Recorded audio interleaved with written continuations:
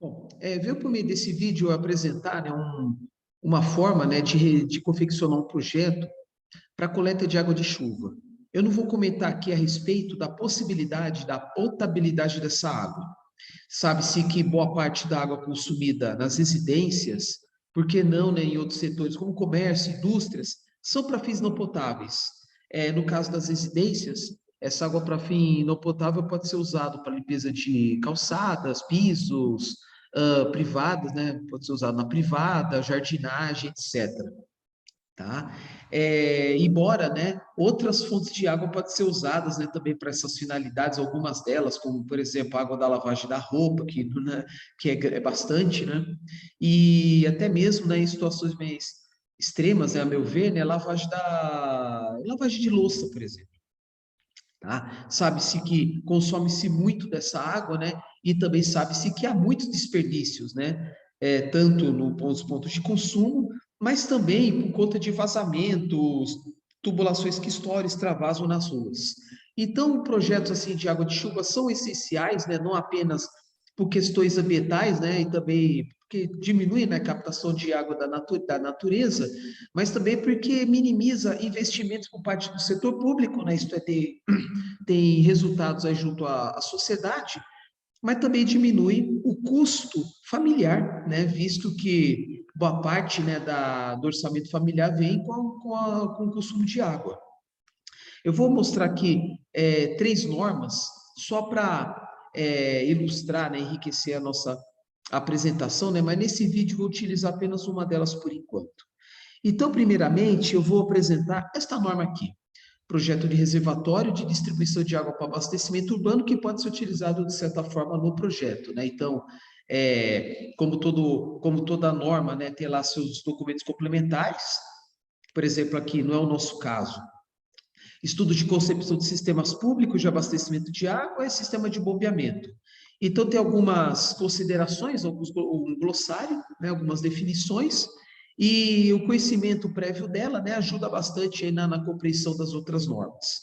Tá? Então, aqui é mais para conhecimento, né, um pouco, né, auxiliar no conhecimento do projeto de coleta de água de chuva.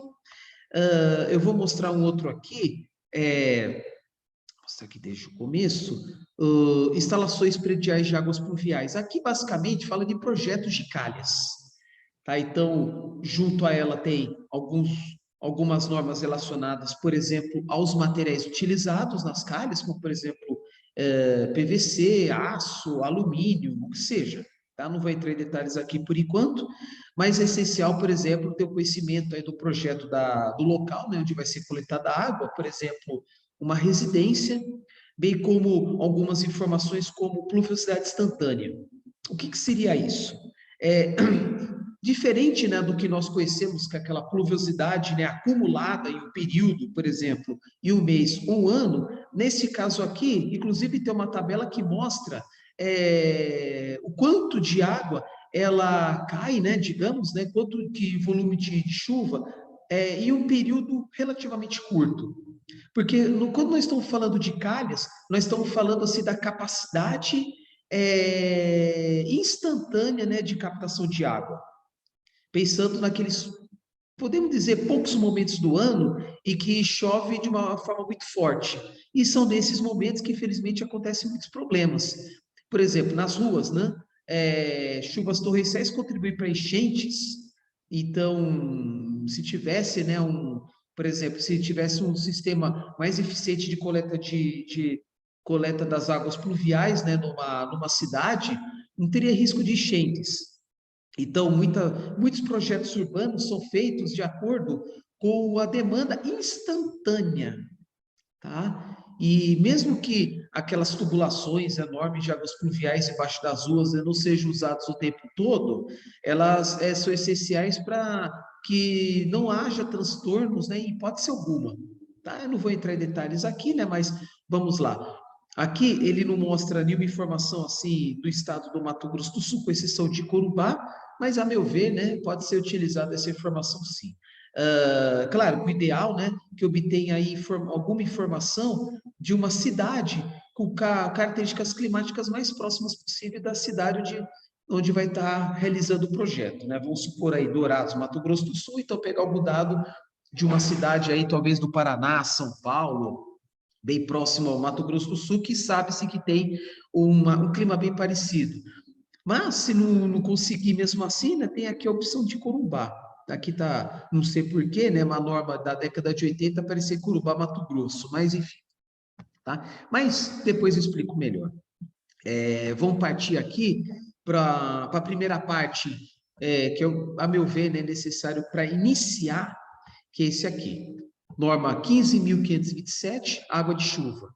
Aproveitamento de coberturas em áreas urbanas para fins não potáveis, requisitos. A meu ver, né, a coleta de água de chuva é essencial, inclusive, para a minimização das enchentes, porque vai uma quantidade um pouco menor de água em curto período de tempo. Por que que uma cidade tem enchentes? Por que que tem problema aí de transbordamentos? Falta demanda, oferta insuficiente de espaço, de volume para coletar aquela chuva. Então, assim, faltam tubulações mais largas, limpeza de bocas de lobo, limpeza de rios, né? Muitas vezes tem um rio ou riacho que está severamente assoreado por conta, sei lá, do esgoto, lixo, matéria orgânica de folhas, galhos, etc., mato, e assim por diante. E a limpeza, né, o desassoreamento é essencial para aumentar a capacidade de retenção dessa água. E o fato, né, de investir, cada um, né, de forma individual, investir em coleta de água de chuva, diminui esse volume de água nas ruas. Porque por conta da impermeabilização do solo, a água corre de uma forma muito mais rápida, desde a sua queda no chão, né, no piso, né, na rua, no telhado, até o fundo de um vale. No caso, um rio, um córrego, etc., tá? Causando problemas. Então, assim, se todo mundo tivesse um sistema de água de chuva, cisterna, tal, certamente boa parte dessa água que cairia nas ruas cairia nesses reservatórios e poderia ser usado aí para fins não potáveis. Nada impede também de ser usado para fins potáveis. Claro que esses projetos dependem muito, muitíssimo do custo, né? Então, muitas vezes, um projeto como esse se torna inviável. Tá? Então, vamos lá, vou reforçar. Água de chuva, aproveitamento de coberturas e áreas urbanas para fins não potáveis. Quando você vê aqui aproveitamento de coberturas, pode ser um telhado, até mesmo pode ser um piso de concreto que é usado por algum motivo, por exemplo, uma quadra poliesportiva que está em um local aberto, ela pode ser usada também para coleta de água de chuva, tá? Tomando seus devidos cuidados, aí colocando bocas de lobo, ralos, né, nas extremidades das quadras, na zona rural, por exemplo, muito antigamente, em fazendas de café, tinha uns terraços enormes para secagem de grãos, né? Então, só para reforçar, né, que não precisa ser apenas telhado, mas qualquer piso, digamos, impermeável que permita coletar essa água. E junto com esses espaços, né, ter lá uma cisterna. E aqui nesse vídeo vou comentar também sobre o volume da cisterna. Vamos lá, essa norma aqui tem umas 12 páginas, tá? Tem aqui também, né, sumário e tal, acaba aumentando um tanto aí de páginas nesse material, como as referências, por exemplo, instalação predial de água fria, projetos de captação de água para abastecimento, bombeamento, distribuição, enfim, seus glossários, que eu não vou entrar em detalhes aqui. Mas é claro que é essencial da manida. Então, assim, tem algumas normas relacionadas até mesmo os tipos de materiais, enfim. Aqui, o volume de água de chuva aproveitável depende do coeficiente de escoamento superficial da cobertura, bem como eficiência do sistema de descarte do escoamento inicial sendo calculado pela seguinte equação. Bom, basicamente, o volume coletado nada mais é do que a precipitação, né, que geralmente é dada em milímetros, aí pode ser aqui anual, mensal ou diária. Daqui a pouco eu vou mostrar uma planilha para vocês mostrando a precipitação mensal, vezes a área da coleta, do telhado, da cobertura, enfim, né? Sabendo-se que tem telhados, a boa parte dos telhados nas residências brasileiras são triangulares, algumas são mais planas, mais inclinadas ou não. Quando são mais inclinadas, facilita a coleta da água da chuva, né? Quanto mais inclinado ela é, mais rápido é o seu carregamento, é o seu transporte.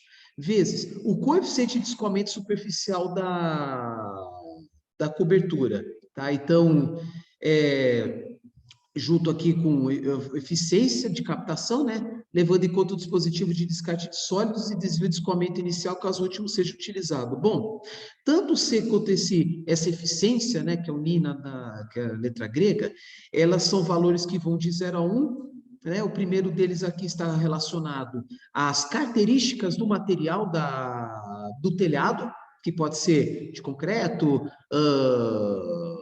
deixa eu ver, de concreto, pode ser de argila, ou nada, até mesmo pode ser, né, algumas coberturas de grama, embora eu acho que não está estimando aqui, não está levando em consideração a possibilidade de ter telhado de grama. Bom, e embaixo, esse fator de captação, eu também falou que vai de 0 a 1, sabe-se, né, que tem um pouco das gotas de chuva que elas pingam no telhado e elas acabam direcionando para fora da coleta, né, perdendo-se esta água, mas também pensando, por exemplo, na argila, há um pouco de absorção. Tá? Então, tem aquela parcela de água que pinga e vai para o solo, perdendo-se, né? Também aquela água que é absorvida no telhado e um pouquinho, né? Pouca coisa que acaba sendo evaporada aí por conta, principalmente se tratar de dias muito quentes, né? E aqui também está falando, né? Aquela situação onde se perde água, por exemplo, quando há uma necessidade de fazer filtragem, porque aqui nós estamos falando do seguinte: a coleta de água de chuva, né, ela tem que tomar bastante, tem que ter munida de diversos cuidados, como principalmente a respeito do volume inicial, principalmente nos momentos, né, que ficou um tempão sem chover. Então, por exemplo, na região centro-oeste do Brasil, é muito comum ficar meses e meses sem chover em junho, julho, agosto, mais ou menos voltando em setembro, por exemplo. Certamente que o telhado está sujo, né, por conta de poeira, eventualmente por conta de passagem de animais como gatos, pássaros, enfim, né, defecando, tem que tomar muito cuidado com isso. Então, é essencial que faça aí um descarte inicial dessa água oriunda da lavagem das coberturas. E aí tem projeto, possibilidade, né, de fazer aí projeto para coletar essa água que pode ser usada para jardinagem, que, a meu ver, né, é uma situação onde requer uma água não tão pura assim, tá? Eu falo isso porque, se for pegar água muito suja para a privada, por exemplo, privada mancha, tá? Porque às vezes você coleta aquela água cheia de terra, né? Que pode manchar a porcelana da privada, tá? Então tem que tomar muito cuidado com isso. Talvez, né, até se jogar na água, e o piso pode manchar, no carro também, enfim. E aí depois, após essa água da limpeza do telhado, aparece, né, uma água mais pura. Bom, se não tiver sistema de coleta, não tem problema. Porém, a tendência é daquela sujeira, né, oriunda daquele primeiro volume de água, ela se acumular, se decantar no fundo de uma cisterna, de um barril, onde é que vai acumular água? E aí vai ter o custo, todo esse trabalho, né, para limpar o que está lá embaixo. Talvez seja até pior, acho que a perda de água é até maior. Tá? Então, primeiramente, recomenda-se pegar essa água inicialmente, né, e ir para um reservatório à parte. Tá? Assim, eu vi muitas normas, muitos trabalhos que recomendam que o volume desse reservatório dessa água suja, né, do início da chuva, ela seja da seguinte forma: uh, 1 litro para cada metro quadrado no telhado. Então, por exemplo, se o telhado tem 100 metros quadrados, recomenda-se que seja descartado os primeiros 100 litros. É lógico que, se for de uma chuva consecutiva, né? Vamos supor que choveu ontem e choveu hoje de novo, certamente que o telhado vai estar mais limpo. Então, será que vai compensar, né, desperdiçar tanta água? Mas, em compensação, se for uma chuva depois de tanto tempo, será que 1 litro por metro quadrado de telhado é o suficiente? A meu ver, não. Eu faria o dobro. Então, por exemplo, numa casa de 100 metros quadrados, depois de tanto tempo, recomenda-se descartar 200 litros, tá? O dobro, tá? Que aparece em algumas normas, que aparece em alguns trabalhos, tá? Mas isso aí é sugestão, né? Mas para antes pecar pelo excesso que pela falta, né? Porque às vezes, né, vem uma chuva torrencial e de acordo com a limitação das cisternas, né, já instaladas, pode se perder muito, né, que é o chamado overflow, que eu vou falar depois. Mas vamos lá, voltando à fórmula. Volume igual a precipitação vezes área, e vezes conjunto de eficiências aí que trata aí relacionadas ao material do telhado e também do escoamento. Tá? Porque às vezes pode ter alguma perda por causa de algum problema na conexão entre a calha e a tubulação vertical, né? Enfim, tá? Mas é claro que o ideal é a gente monte aí com toda a integridade. O volume dos reservatórios deve ser dimensionado com base em critérios técnicos, né, usando normas econômicos e ambientais. Embora vocês vão ver aí, tem vários métodos de obtenção desse volume, tá? Gerando aí até como é que eu vou dizer para vocês? Gerar até uma confusão, né? Claro que depende muito da experiência da experiência do projetista, né? Mas às vezes pega uma pessoa que está iniciando, acaba pegando uma norma talvez até mais fácil de calcular ou alguma coisa já pronta, né? O volume não aproveitável da água das chuvas pode ser lançado nas redes de galerias de águas pluviais, na via pública, ou ser filtrado total ou parcialmente, desde que não haja perigo de contaminação. A água da chuva, então, não tem muito problema, salvo que, se essa água da chuva entrar em contato com algum material contaminante, como, por exemplo, piso de oficinas, né, onde é comum ter aí acúmulo de óleo lubrificante, vamos supor, né? Aqui, eu até pulei um pouco interessante, os reservatórios devem ser limpos e desinfetados com solução de hipoclorito de sódio, tá? Que ele é muito comum para ser usado para a potabilidade da água, embora, né, recomenda-se também, né, além de filtrar, né, ferver, porque a água da chuva, teoricamente, ela tem mais contaminante do que a água do abastecimento urbano, que passou por trocentos processos aí para tornar a água potável. Bom, então assim, nada impede de novo, né, de usar para fins não potáveis, né, tem que passar por processos aí que requer um conhecimento adicional, químicos, físicos, e por que não fazer as análises aqui, né, por exemplo, de coliformes fecais. Mas como falei, né, é fruto aí de uma outra investigação. Bom, manutenções, né? Então, limpeza de calhas tem que ser frequente, limpeza das cisternas, tá? Também tem que ser feito aí ocasionalmente. Claro que vai depender muito do volume do reservatório a ser instalado, né? Se for um reservatório muito grande, então acaba limpando nessa cisterna aí quando tiver quase que vazio, tá? Mas não esquecendo de limpar, que nem as caixas d'água, né? Normal, eu recomendo aí pelo menos uma vez por ano. Bom, vamos lá. Métodos de cálculo para dimensionamento dos reservatórios. É o que eu vou mostrar daqui a pouco numa planilha. Esse aqui, método Ripple, tá? Onde leva-se em consideração, por exemplo, a água que foi acumulada no mês, o que sobrou vai para o mês seguinte, né? Então, tem aquela relação entre o volume coletado menos o volume consumido. Se sobrar, vai para o mês seguinte, e assim por diante. Podendo ter alguns meses sobrando e outros meses faltando. Tá? Aí tem outros aqui, método da simulação, Azevedo Neto. Estão vendo aqui que tem alguns processos que são mais simples, outros mais complexos, tá? Aí eu vou na planilha que eu vou apontar aqui, vou fazer simulação de algumas situações que podem ocorrer. Aí estão vendo, acho que são 6 ou 7. Deixa eu ver aqui, método prático australiano, tá? São 6, tá? Então, eu vou usar o Ripple, que é o primeiro, que é o que está aqui, tá? Para fazer uma simulação. Vou botar aqui, vou abrir aqui uma planilha. Cadê? Está aqui. Essa aqui. Bom, eu vou mostrar primeiro, são as mesmas planilhas, só que algumas pequenas modificações. Aqui. Método de Ripple. Ele mostra algumas informações essenciais, como, por exemplo, pluviosidade mensal. Estão vendo aí, né? Uma cidade como Dourados, Mato Grosso do Sul, clima tropical, chove muito mais no verão do que no inverno. Vocês podem ver aí diferenças como pluviosidade em dezembro, quase 178 milímetros em dezembro, ao passo que em julho, 45,3. Tá? Então, o que podemos concluir inicialmente?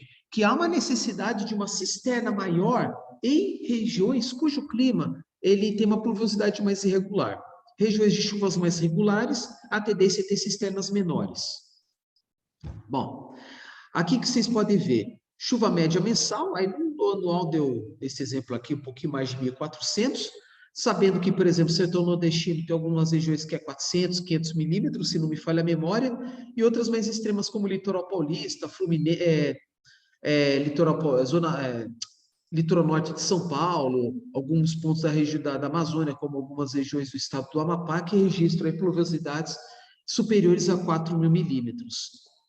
A demanda mensal é o quanto que consome, né? Aqui fez uma simulação como se consumisse o mesmo volume todos os meses, né? Sabe que não é assim, né? Mas também não é algo tão discrepante quanto a pluviosidade. Aqui estou vendo aí uma diferença de mais de 3 vezes entre o mês que registrou menor com o mês que registrou maior pluviosidade. Isso, que detalhe, chuva média.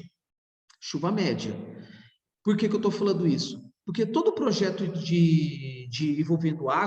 envolvendo água da natureza, né, água de rio, água de chuva, é bom pegar o histórico. E sabe-se que o histórico ele pode enganar um pouco, por quê?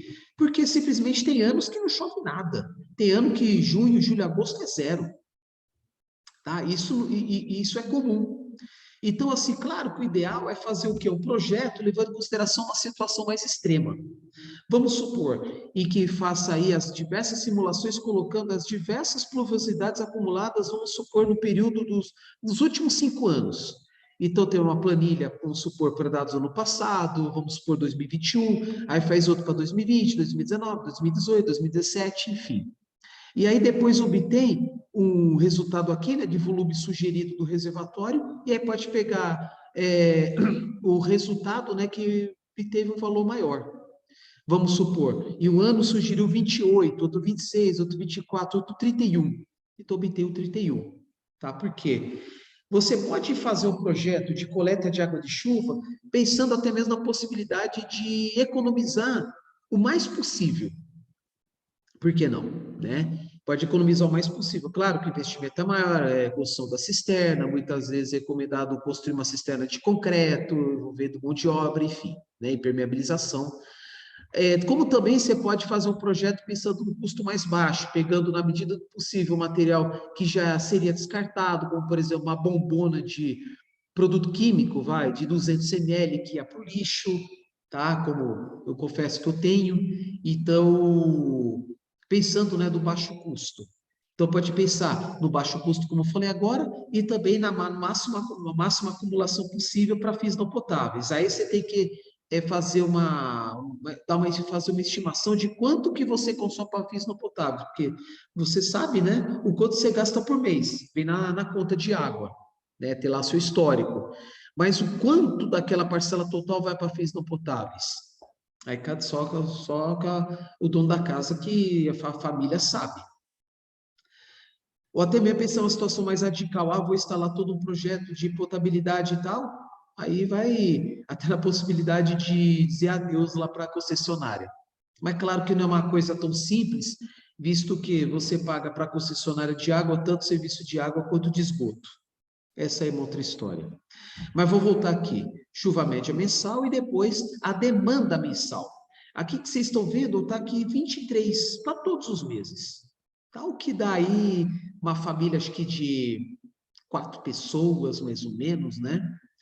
E aqui está a área de captação, que geralmente é fixo, né? Que é a área do telhado.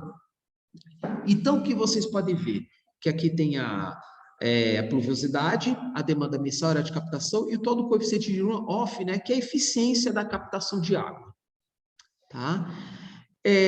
O 0,8 tá de bom tamanho. Sempre vou estimar um pouco para baixo, né? Pensando aí na menor capacidade possível de captação de água. Tá? Por algum motivo aí, algum imprevisto pode acontecer. Mas vamos lá, como é que é o cálculo? Esse aqui, gente, essa coluna, é o volume de água captado mensalmente. Então, nada mais é do que a área de captação, tá? A área de captação vezes a chuva média mensal, mas vocês estão vendo aqui que em milímetros é a área de captação em metro quadrado. Então, tem que converter milímetro para metro. Milímetro para metro divide por 1.000. Então, de novo, a chuva média mensal dividido por 1.000, vezes a área de captação, vezes o coeficiente de runoff. Então, no primeiro mês, deu 15,142 metros cúbicos. Ao passo que os outros meses, né, ter lá seus respectivos volumes, né, somando aqui, tem a coluna aqui esse paralelo, né, em torno de 125 metros cúbicos em um ano. Essa é só uma mera uma curiosidade. A questão do volume anual captado não é importante. O que é importante é o mês. Então, aqui só para umas colunas a mais aqui para arredondar, né? Então, o que importa é aqui, volume de chuva mensal. 15, 13, 12, enfim. E, que é bastante importante, né? Diferença entre o volume, volume da demanda e o volume de chuva. Então, por exemplo, o volume de chuva mensal foi 15, a demanda foi 23, então vai faltar água. Então, vai ter que adquirir água da rede para suprir a demanda. Então, de novo, captou 15 da água da chuva, mas precisa de 23, então está devendo 8. Pegar uma situação mais extrema, e o mês de julho captou 4, precisou de 23, então precisa adquirir da rede 19, justamente naquela época, né, em que às vezes em algumas cidades tem até racionamento. Por quê? Porque chove menos, tem menos água nos rios, menos água nos reservatórios, então há uma necessidade maior aí desculpa, não necessidade maior, né, há uma captação maior de água, né, em proporção ao que está disponível na natureza. Aqui essa coluna, diferença acumulada na coluna 6, né, dos valores positivos, né, só somando aqui 8 mais 10, 18, mais 11, 29, né, então precisou captar adquirir, né, da rede, por exemplo, a Sanesul, Águas Guariroba, Sabesp, o que seja, 151 metros cúbicos naquele ano, mas conseguiu captar da água da chuva 125. E aí está sempre, nesse exemplo, situação do reservatório D de, deixa eu ver aqui, só ver a colinha, mas acho que é D de deficiente, está aqui na legenda. Peraí. Isso, D descendo, tá? Porque tem extravasando, D descendo, S subindo, tá? Extravasando é quando sobra. Descendo, né? Quando o volume está decrescente, subindo está crescente, mas aqui no caso, né? Não era nem descendo, né? É falta, é insuficiente. Então, no final das contas, se for levar isso em consideração, teoricamente, toda virada de mês o reservatório vai estar vazio, tá? Teoricamente, porque, claro que vai depender muito da distribuição de chuva durante o mês, mas não está levando isso em consideração. Bom, eu vou fazer algumas simulações aqui. Vamos ver, vamos ver, vamos ver. Deixa eu fazer uma coisa aqui, peraí. Tá dando